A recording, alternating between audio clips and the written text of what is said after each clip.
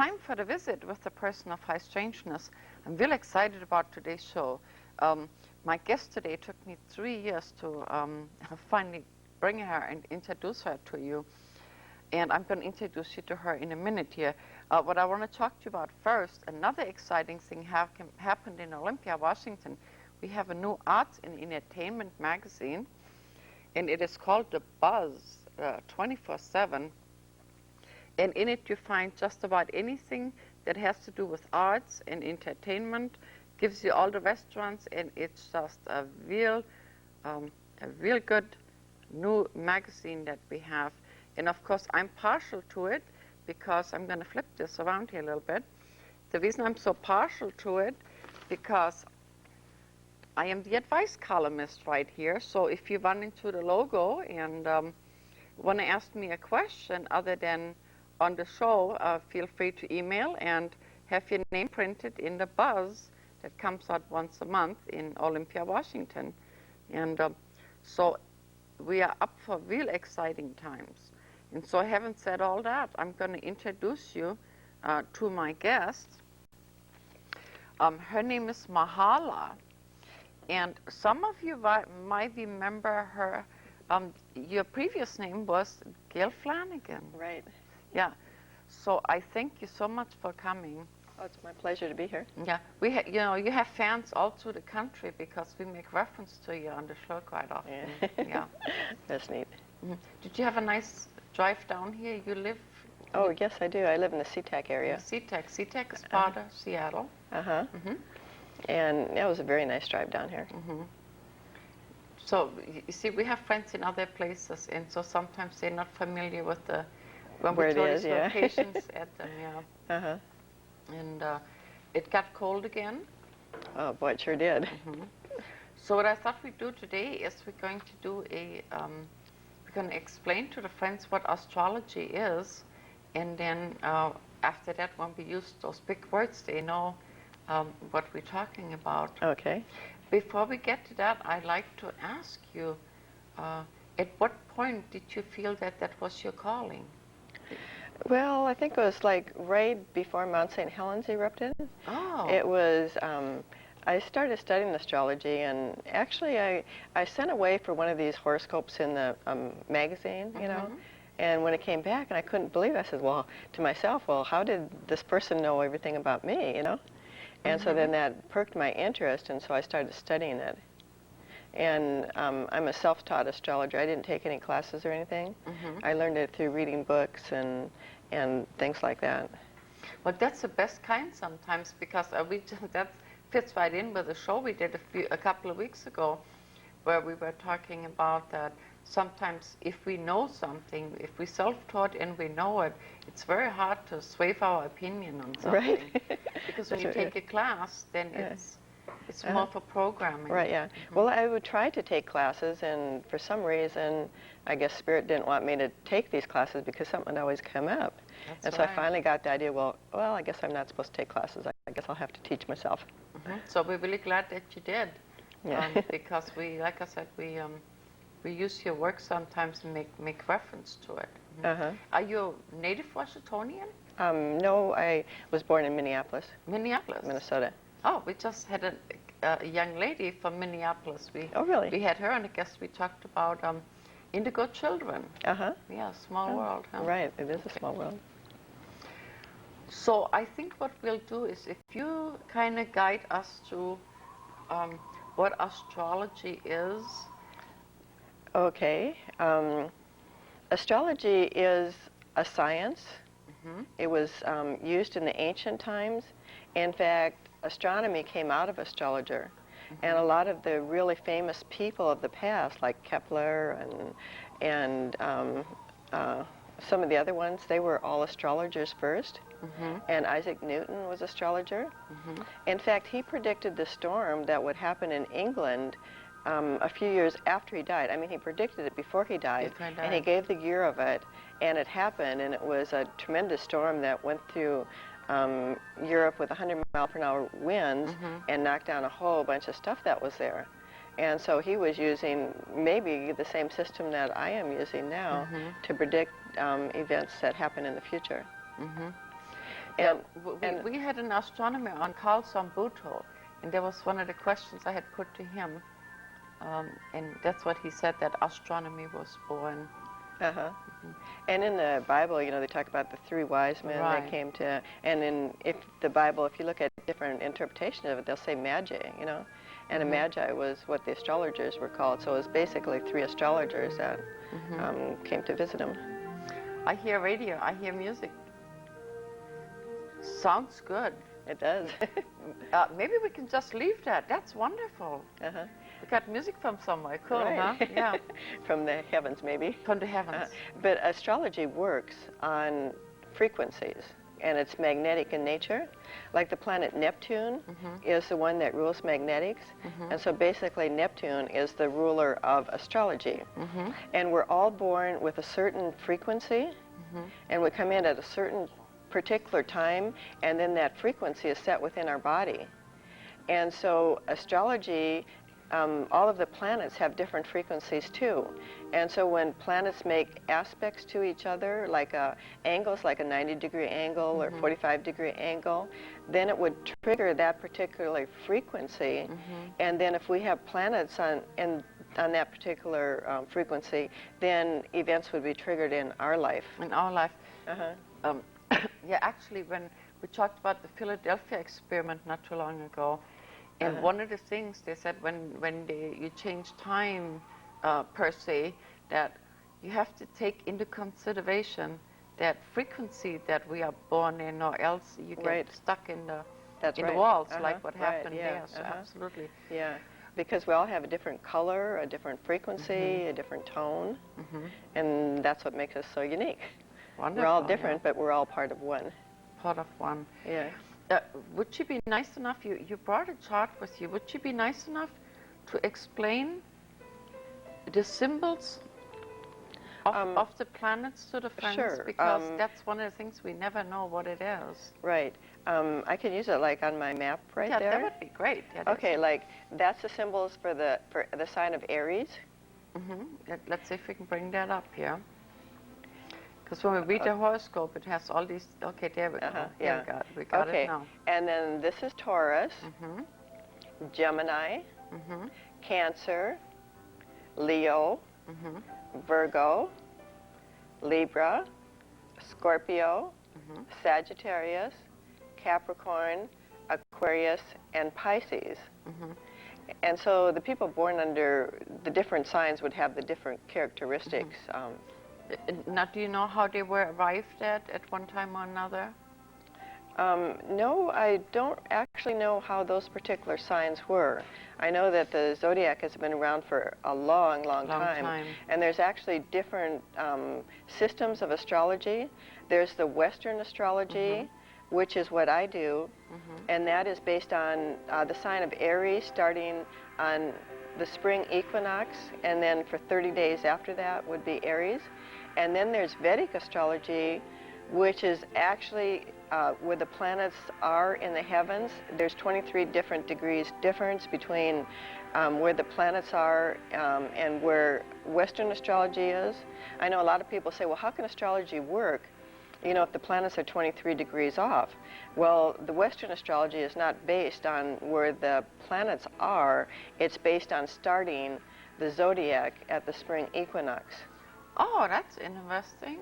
Yeah, and where the Vedic astrology, which has been in India for a long time, is actually based on a little different system where the planets actually are. But if you do a person's chart based on the Vedic and based on the Western, they both come out the same. The same. Yeah, because there's kind of, their signs mean a little different than, you know, like the Western would, and so it basically comes out the same. So a few years ago, well, I don't know how many, but several years ago, when the Earth kind of went out of orbit just a little bit there, and it, I'm not sure, but I think it was after the alignment, that May alignment we had. Oh, in 2000? In 2000, that's the year, yeah. And somewhere along the line that I believe someone said that astrology, as we knew it, couldn't apply anymore because everything was just a little different. Uh-huh. Well, I haven't found that to be my experience yet. Mm-hmm. I know that when we go into the higher frequency, astrology may not work as it does right now, Mm-hmm. but we haven't quite, I don't think that we've quite reached that point where astrology doesn't quite work now. I think that maybe closer to the year 2012, Mm-hmm. when we change into the different frequency, because the Earth has been raising its frequency, Right. and it's much, much higher right now, and time goes so fast because it seems like you get up in the morning and it's time to go to bed. Go to It's bed, just like yeah. time just goes really, really fast. Mm-hmm. And so the faster that time goes, the higher we go in frequency. Mm-hmm. And it's my understanding that astrology has ruled the third dimension Earth. Mm-hmm. And it's pretty much has been karmic, because like one way or another it's going to work out. Of course, you do have like free choice within astrology, Mm-hmm. but when you're born, you choose your life path, and then you pretty much follow along that. There are a few choices along the way, where Right, where yeah. we can, but a lot of the things have already been set up with our birth chart. But it's my understanding that that's not going to continue that much longer, because once you're in the fourth and fifth dimension, then you're working through your actually creating the future instead of a reaction type of thing. Mm-hmm. Because in the third dimension, it's kind of like the law of cause and effect. Right. And we've been living in a polarity universe for eons of time. Mm-hmm. Well, the energy that has just come in, it's not on a polarity frequency anymore. Mm-hmm. It's on a oneness frequency. Mm-hmm. And this particular energy has never been here before in our whole creation. And so we have a whole new ball game coming in front of us. It'd be like a blank screen where whatever we create is what we will experience. Mm-hmm. Before I get too far away from it, let me put that in a story form here so we all understand this. Okay. Okay, I'm familiar with some of the words, but Uh-huh. so in other words, correct me if I'm wrong, what you're saying is we are born at a certain time on a certain frequency, so Right. that's predestined. Right. For instance, if you was to tell me, would you meet me in New York in 10 days? Uh-huh. And I would say yes. That's predestined, right? Right. Okay. But whether I fly, come on a UFO or motorcycle, that's my choice. Right. That's right. That's Right? pretty much But the way I... no matter, according to my birth chart, when I made that agreement with you, Uh-huh. I will meet you in New York, right? That's right. Okay. Right. So, and that is third dimensional, you say? Yes, that's pretty much the third dimension. Mm-hmm. And we're moving into the fourth dimension. Mm-hmm. I think we're pretty much into the fourth dimension and moving in consciousness into the fifth dimension. So based on the same story about the meeting in New York, could you put that into the fourth dimension so the friends understand the difference here? Okay, well, fourth dimension is basically time. Time. So you'd set up a certain time, Mm-hmm. and then, but then once we move out of the time, then we'll be into the fifth dimension, and everything will just be. There will be no time frame for anything. We'll just be living in the now. And so until we reach that point, which we're still moving through the fourth, and the third and the fourth, I should say, there'd still be the point of setting up the meeting. And then there's a lot of free choices because, like a friend of mine, she was back in New York on the 9/11 event, yeah. yes, and she had an appointment at the Twin Towers at 9 o'clock in the morning. She overslept. Now that's an example of destiny. Yeah. It wasn't her time to leave, or to be in that particular event. So she was probably in New York just to hold down the energy for that, so it wouldn't get too bad. Well, it was bad, but it could have gotten a little out of control unless they have certain pillars because of the certain frequency different people are in different places around the earth to hold down the energy as it comes in. That's correct, yeah. Now, speaking of time, I don't know if that has anything to do with astrology or not.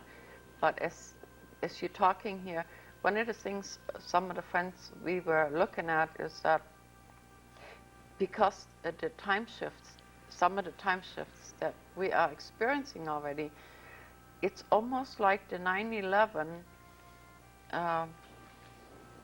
like it was a few days off, like it was out of time. And then I believe that when they you turned those beams on, you know, the light beams, Uh-huh. and put the buildings back for a period of time Uh-huh. that got us back on the regular time frame. Oh, really? That's an interesting theory. It's a theory, isn't it? Uh-huh. Yeah, because it's almost like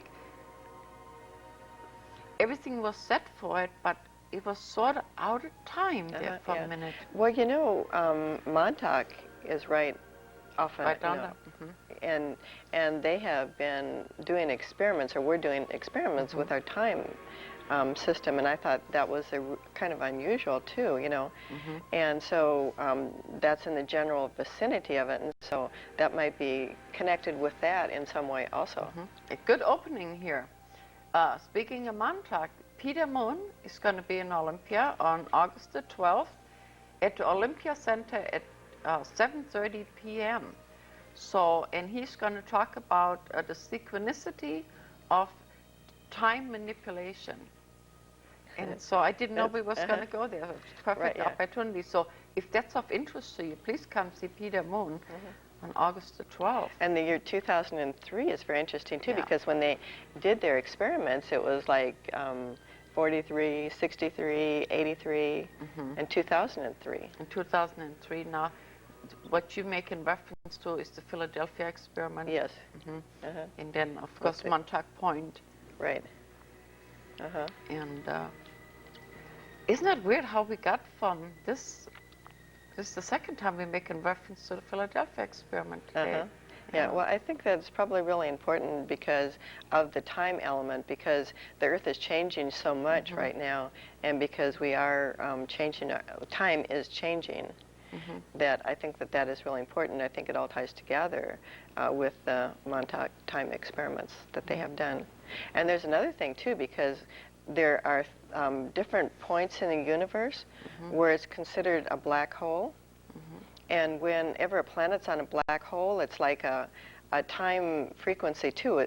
A black hole is kind of like a vortex, and where you can go through it into a different frequency, or it's like a gateway that opens up. A portal. My mother called them portals. Right, yeah.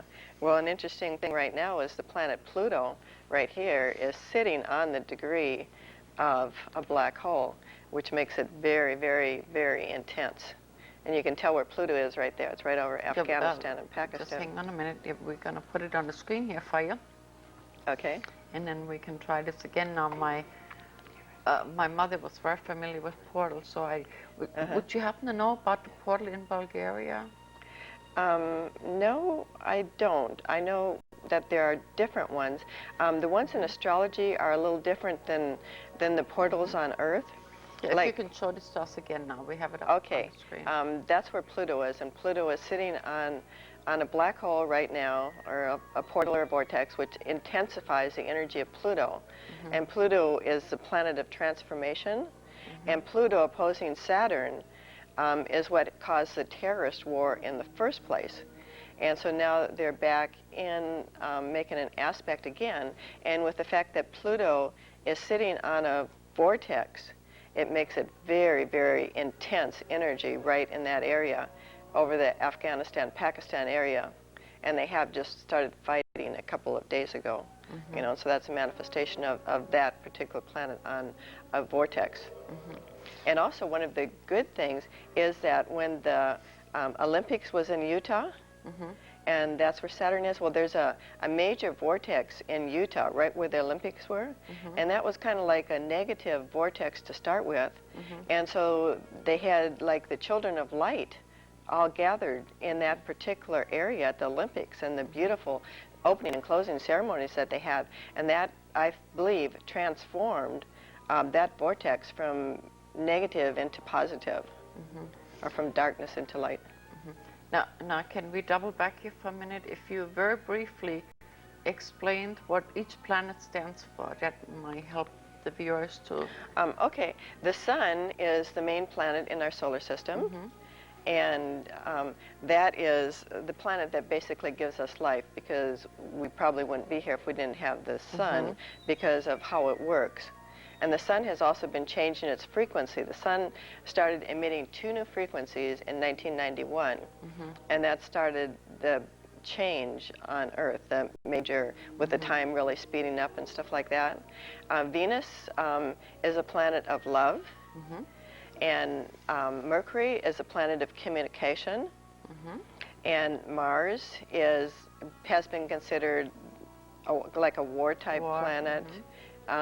Although I think that the energy with Mars is changing too. I don't think that we've felt the full impact from it, but I believe that there was a comet that hit Mars in June of 2000, and I think that that changed the frequency. In fact, all of the planets in our solar system have been going through a frequency shift in the last few years. And so I think that that might move from the planet of war into a planet of energy. And then we have Saturn. Saturn has been considered the karmic planet that kind of holds everything. It rules all the structures and everything. And so structures in any kind, and that's kind of been breaking down in the last few years, like the belief systems and stuff like that, that has been changing. And then we have Pluto. Pluto is considered the god of the underworld, or the transformer. It rules life and death. We have Neptune. Neptune's a magnetic planet. It's considered the female higher mind, whereas Venus is considered the loving female energy, and Neptune is the higher octave of that. And where Mercury is considered the planet of the mind, Uranus has been considered the male higher mind. And so both of the planets, Neptune and Uranus, are in the sign of Aquarius right now, which is the sign of the New Age. Okay, so let's see, now we explained the symbols and what the planet stands for. Now tell me, give me a reason why everybody should have some kind of basic knowledge of astrology. Well, I think that it's really important because it helps you understand yourself. And it's very important in our changing times, because we're changing. You know, our whole DNA structure is changing. And so by knowing an astrology, it would you'd find out a whole bunch of things about yourself that you might not know. And whenever the more information you get about yourself helps you understand it more, and by the understanding, then you're able to let go a lot of the old things, you know, the old thoughts and things like that that may have held you back, so that you can become one with yourself. And I think that it's a real help in knowing, you know, just basically knowing yourself. And so back to the little trip to New York that we started on earlier, things are predestined, and then the journey that we want to take has a lot to do with environment and education. Right. And so by everybody knowing a little bit about that, the journey from here to New York is a lot easier, would you say? Right, it is. A whole lot easier. And there's not, I mean, like the astrology that you get in papers and stuff like that is kind of general. Because a person born with the same chart as you would probably only be born once every 26,000 years. Oh my. Because it's a whole cycle, 26,000 year cycle, you know, so it'd have to go all the way around to come back again. And even people that are twins, they are born, you know, like a few minutes apart. On different frequencies. Right, and I've seen like twins, whereas they're born close together, but one would have one rising sign and another rising sign, and they'd be entirely different. And some, if they're born really, really close together with the same rising sign, would be a whole lot alike. And so, but to find someone with exactly the same chart as yours would be very, very difficult, because they'd have to be born at exactly the same time in the same place, and to be, you know, just alike. How interesting. It is. Yeah.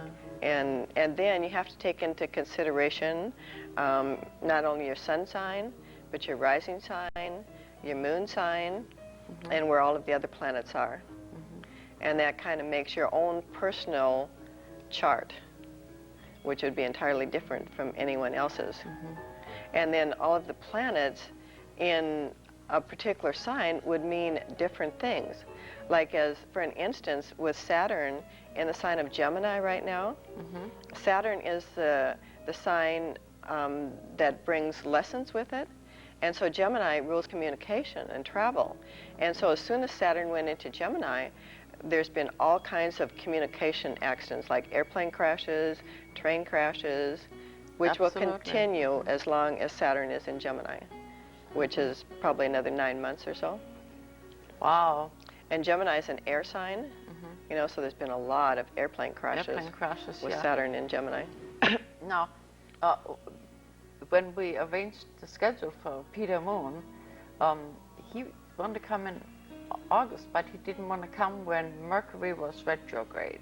Oh, yeah. And so everything was planned around this. So would you explain what it is that happens when one of the planets goes retrograde? Okay, because Mercury rules communication, it rules things like mail, and like I mentioned, the trains and travel and stuff like that.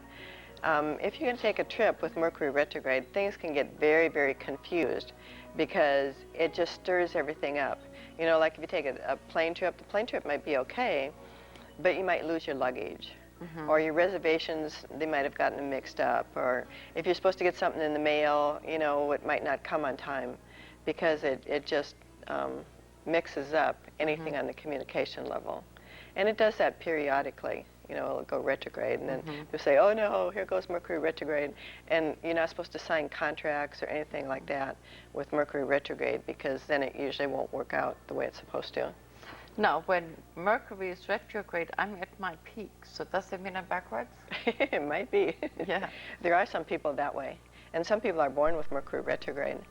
And then when Mercury does go retrograde, it appears to be a natural cycle for them. I feel great. I mean, everything falls in place for me. Isn't that something? Right. And I have taken vacations with Mercury retrograde, and things have gotten a little confused, but the vacation itself has been fun. You know, for some reason, I'm a person that's highly ruled by Mercury.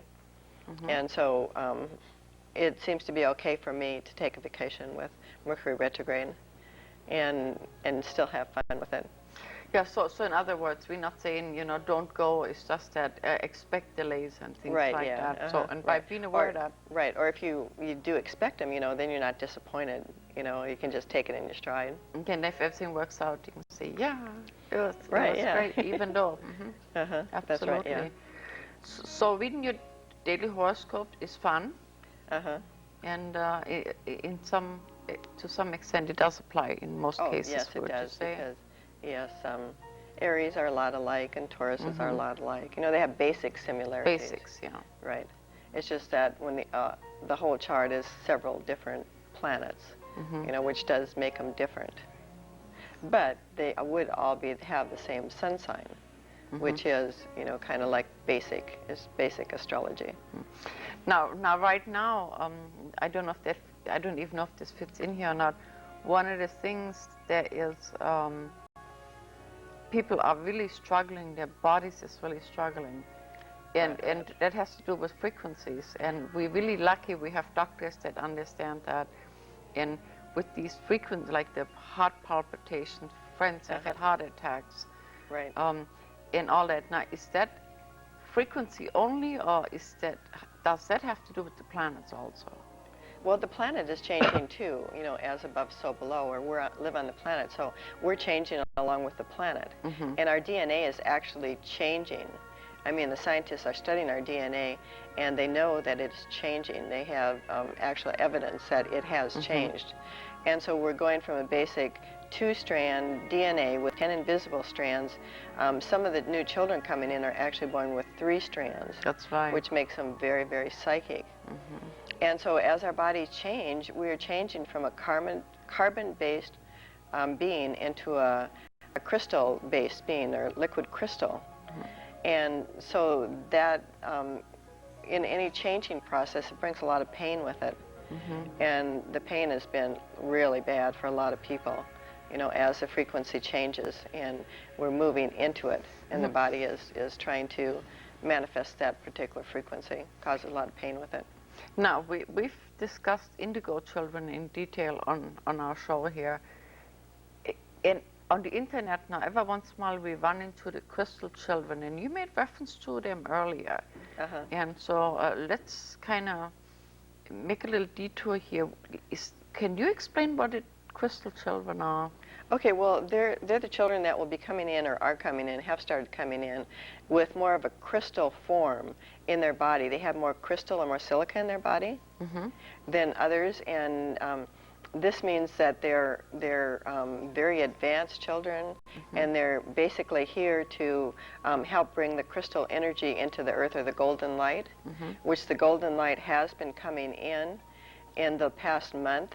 You know, there's been the frequency of the golden light from the planet Alcyon has been coming into Earth, and the crystal grid. The children are helping with the crystal grid. The crystal grid is kind of a grid of knowledge, you know, with the golden frequency, the knowledge of the golden frequency, which is the Christ frequency also.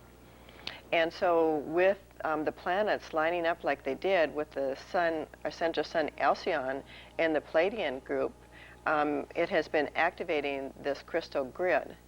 And the last activation of it would be May 19th, because that's when our sun lines up with the central sun of Alcyon and will bring in more golden energy to activate this crystal energy that's becoming so prevalent on Earth. Now, a few weeks ago, we took you to the Cahokia Mounds, and we took you along when we planted the magnetic stones in the earth, and so those things are connected here. And then we also told you that on May the 5th, which at the time it is taken would be tomorrow, where we had encouraged everyone to plant rose quartz hearts. Oh, that's a good idea. Into the ground, symbolically to send Mother Earth love and light. So then in the meantime, what was the day when we activated the rest? April 13th. On April the 13th, yeah. Right, yeah. That was the day that the big crystal, I don't know how many people know it, but there's a huge crystal within our Earth. And when the golden light came in, it activated that crystal. So that's going to help bring the Earth into a higher frequency, more loving frequency. And that was a lot of people that participated in that. Right, yeah. And then Mercury is actually the planet that rules crystals. Really? And so Mercury was conjunct Alcyon just a few days ago, like last weekend. And so that was when the energy from Alcyon came in and activated the small crystals all over the Earth. And also our own personal crystals, like I cleansed mine and washed them before the weekend so that they could be ready to be infused with the golden frequency. Now, that particular weekend, we were all sort of in trouble.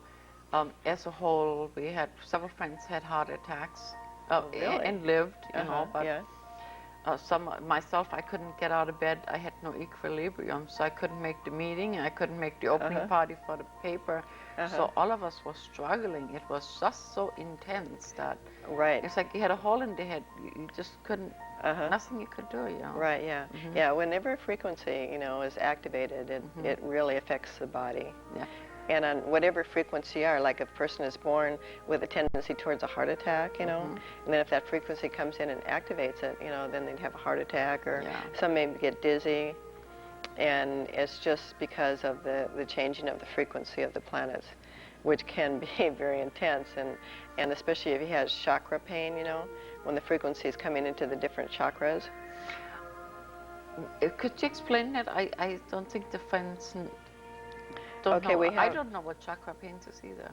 Oh, okay. We have like 7 different chakras, main chakras in our body. And like a lot of people, if they have car accidents, they'll hit their head, you know, and that will open up the chakra in their head, you know, and they'll have extreme pain from that. And so a lot of people have been having heart attacks recently because the heart chakra has been opening. And it opens at different times for different people. And when it does open, if it's been really closed, really tight, sometimes people experience it as a heart attack, you know, which is a pretty dramatic way to open up your heart chakra. And sometimes you can just feel pain, like if you get a headache, you know, one that will not go away, that aspirin won't make it go away, or Tylenol or any of those things won't even touch the headache. If you have a headache like that, chances are it's a chakra headache. Well, I had one of those last 2 days. Last 2 days, yeah. The planets are very, very intense right now. In fact, we're having the lineup of planets right now as we speak. And there's been a lot of people have been having relationship problems with Mars and Venus together like they are, and Saturn. And so for the last couple months or something, relationship issues, and this isn't, I don't mean like just male, female, I mean like friends or mother and daughter, father and daughter, father and son, just relationships, period. There's been a lot of challenges with relationships because of the placement of the planets. And a lot of relationships or friendships have broken up, you know, like in the last couple of weeks, just because of this placement of planets. Planets, yeah. Now I understand that you write a newsletter. Yes, I do. And so, if we have your email address, if people can put themselves on your mailing list. Yes, that would be fine. That'd be fine. What we found is that you are very accurate, and so if we read what you send us ahead of time, it's easier for some of us to deal with everyday life because we kind of know it's coming and how to work around it.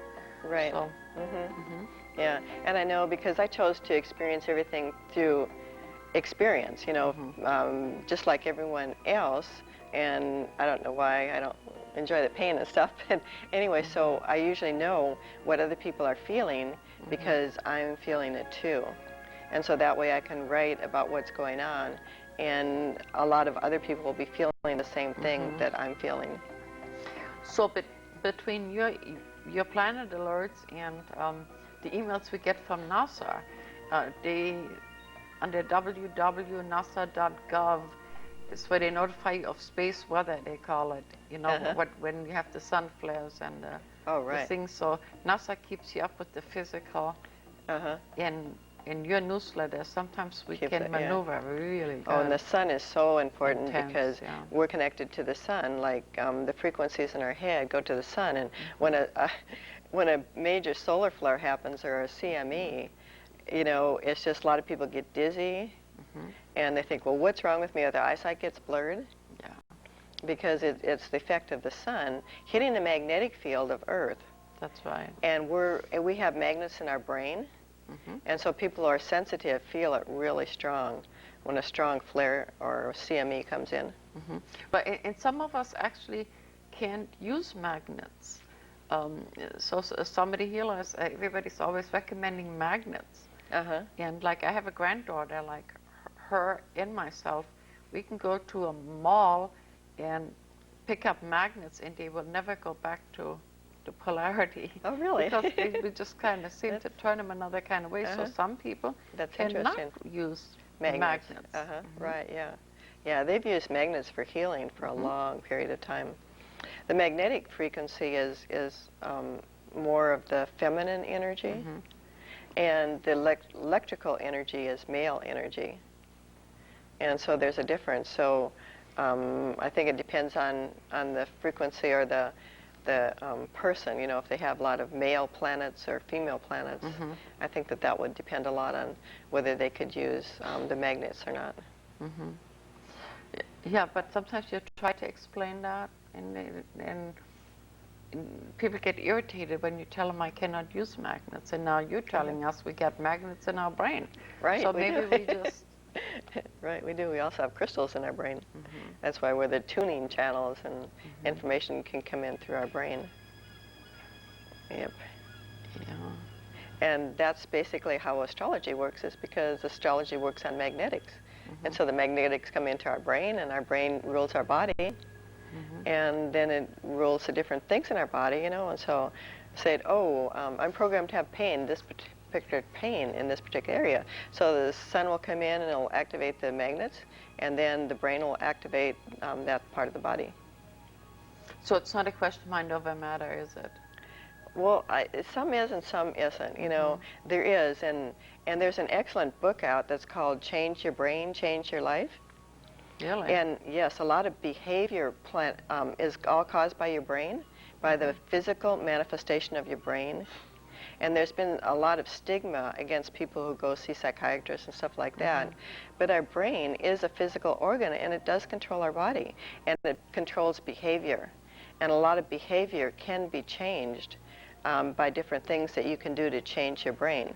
And particularly if you're in like a car accident, you can change overnight. Like you could be a really positive person and be in a car accident and hit your head and change into a negative person, you know, and it would be strictly from the brain energy. And so in order to get well, you'd have to change your brain, the way your brain functions, and it is possible. And the book that I mentioned, Change Your Brain, Change Your Life, by Dr. Daniel Amen, is an excellent book, and he's done all kinds of research on the brain and actually taken scans of people's brain and how the behavior works with it. And so if anyone out there has behavior problems or people with behavior problems, I suggest they get that book and read it because it's excellent. It's good advice. Thank you. That's another opening. Catherine Peels is going to visit with you again next month. Now, Catherine Peels is the young woman that does the emotional intelligence system, and she had went to the East Coast to work with scientists, and she has returned, and she's going to share her update on her work with us. Oh, that's so really interesting. Kind of loops back over here. Yeah. Right. So. And so a lot of people, you know, like there's like 5 different parts of the brain, you know, and people who have a challenge with their limbic brain, which is right on the top of the head, that's where the emotions are centered. And people who are very, very emotional, you know, they have a very active limbic part of their brain. And so, and people who weren't bonded with their parents, they may have a challenge with the limbic system because it rules with the bonding part, and the pain center is right next to the limbic part of it. And so a lot of it, like emotional traumas, can activate pain within the body because it's activating that part of the brain. I heard a talk by a scientist. His name's Elton Bird. And at the beginning, he started out, he said, we only have an hour to do this. So he was talking about mind control and things, and he said, now if you allow me to remind you, if you listen with your brain, you'll absorb everything I'm telling you. He says, so I'm asking you for permission to put things in your brain. And he said, and then as time goes on, when you need it, it's going to be right there. And it kind of reminded me how you just explained it. That's interesting. So for the person that says, oh, I don't believe in that stuff, I don't want to hear about the stuff, what do you say to them? You mean and believe in astrology? Well, I just tell them to check it out for themselves. Some of the people who have been the biggest disbelievers, after they actually check into the science of it, they become some of the biggest believers, and some of them actually start the study of the science. And there's actually a university called Kepler University in Seattle right now that gives degree in science. I mean astrology. In astrology. Right, and so astrology is coming back into the prominence that it was a long time ago.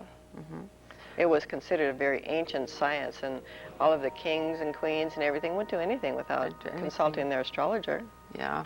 Now I remember when rumors came out that the Reagans, talked to the astrologers and Princess Di, and people just thought that was just horrible. But how wise of the people involved to look at things like that, because you can really avoid things. Yeah, because all of the planets mean different things, and they're cycles, you know. And if you can look at the cycles, then you can see what will be coming up, you know, and then you can rule your life according to, like, the different cycles. Not rule it, that's a wrong word. Run your life, or just to be aware. To be aware. To be aware of the cycles is really, like an example with the planet Uranus and Aquarius. Aquarius rules high-tech things, you know, and new inventions, and it rules the internet. And so with the time that Uranus has been going through Aquarius, look at what's happened to the internet. It's worldwide. It's just gone like crazy. And so that is a cycle. Well, that cycle will be over in a year, and then Uranus is going to move into the sign of Pisces. And Pisces is an entirely different. Aquarius is high technology, whereas Pisces is cosmic consciousness. And so when Uranus goes into the sign of Pisces, which it does in March of 2003, and will stay there for 7 years, there'll be a total revolution in consciousness. So what does that do for the computers? Well, I think that there may be some challenges with the computer after. Challenges. Yeah, right, after when Uranus goes into Pisces. Because the computers are a tool, and they're an excellent tool, but they've taken away from us using the power of our mind. Yeah. And actually, it was my understanding, like the Lucifer Rebellion was bringing in all the technology. Instead of using our minds to create, we relied on the technology. And so the cycle that we're in now, we're going to have to go back to using our minds. Now, a lot of friends, now that's one thing we have not talked about is the Lucifer Rebellion. Could you kind of very briefly tell us what that is?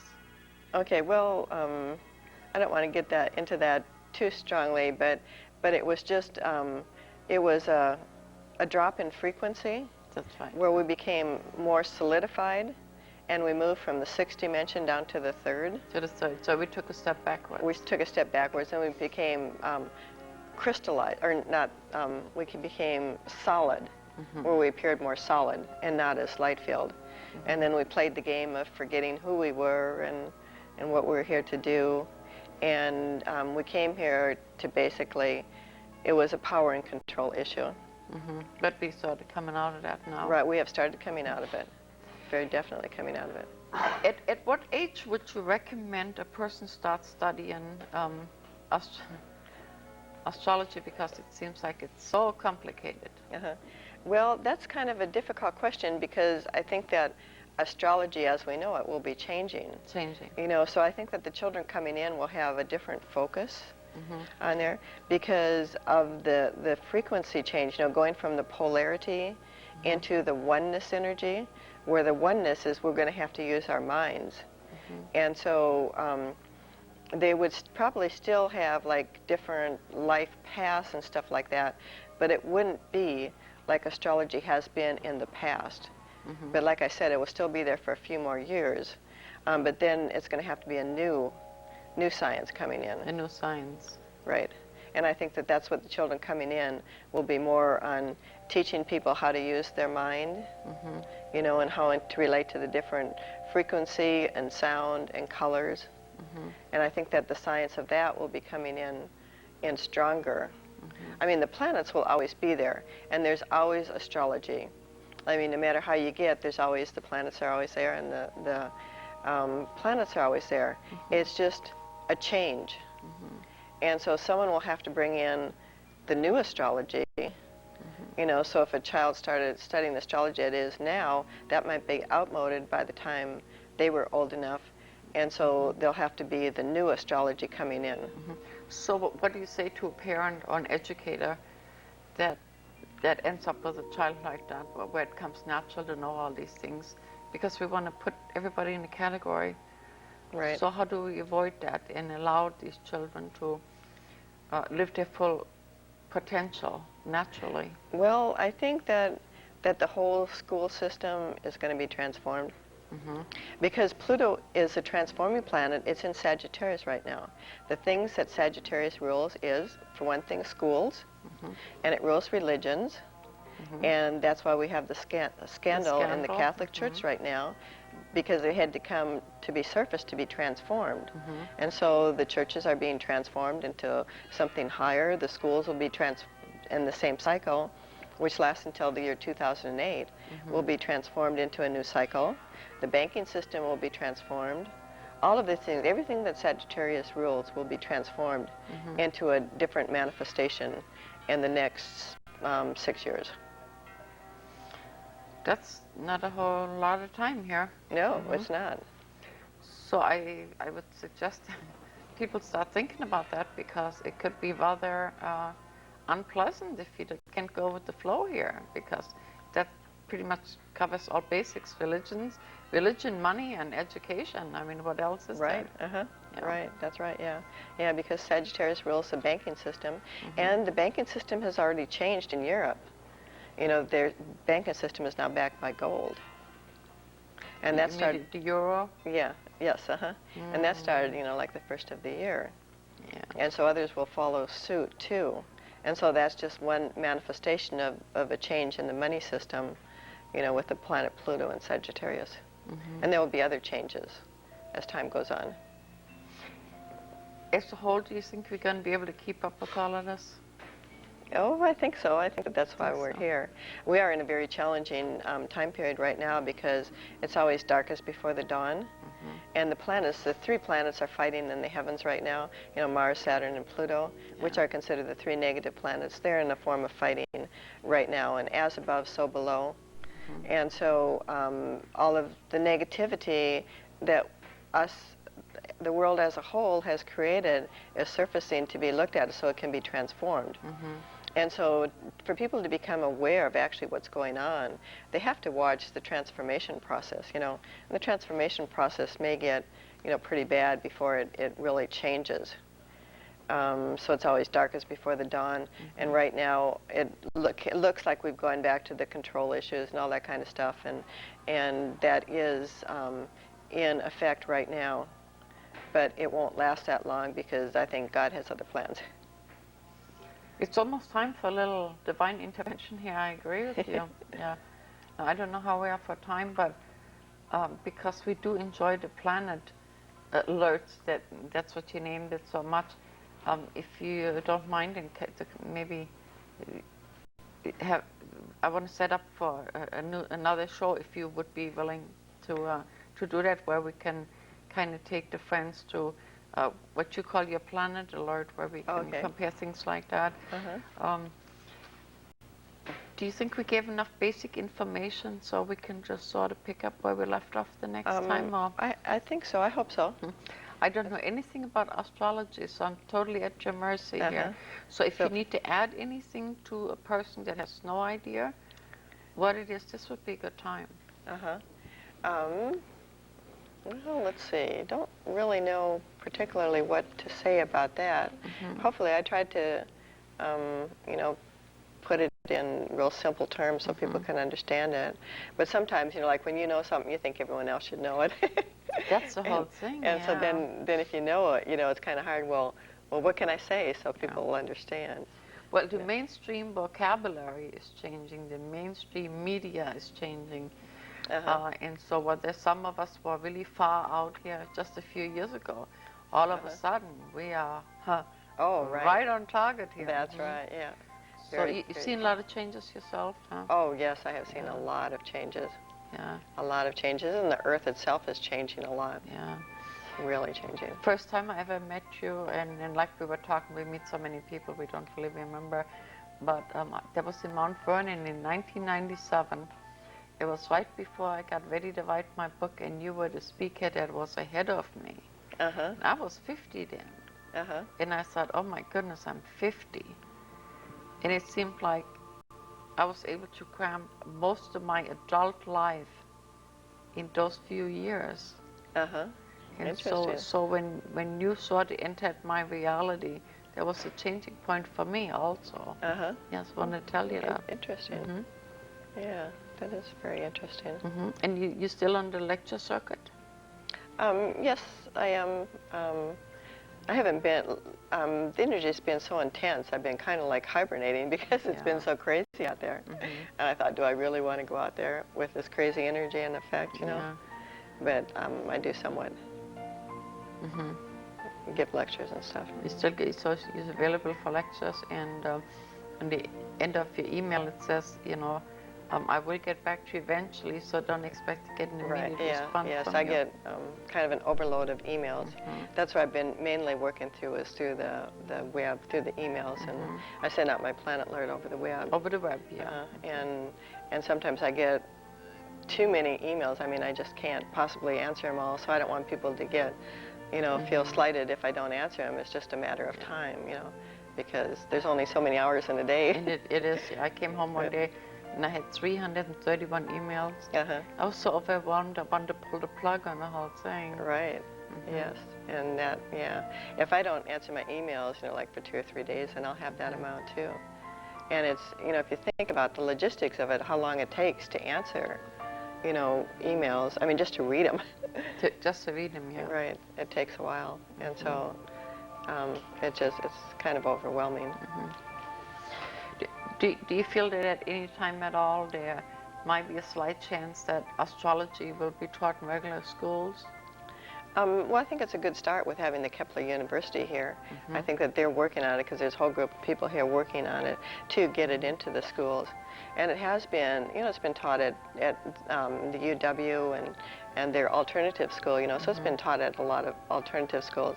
It would be nice if they would start in the grade school, or particularly if teachers would look at it, though I think that they're, pretty burdened with all of the things that they have to do. But it would give them such insight into children. And thank you for that thought. Our time's up. And whoever had that video, thank you. I thought it was great. Thank you for coming, and please see us again in a few weeks. You have a great week, and I hope we've shed a little light on this astrology subject for you. And look up occasionally. Thank you for coming, and have a safe You're trip welcome. home. Yeah. Thank you. Wow.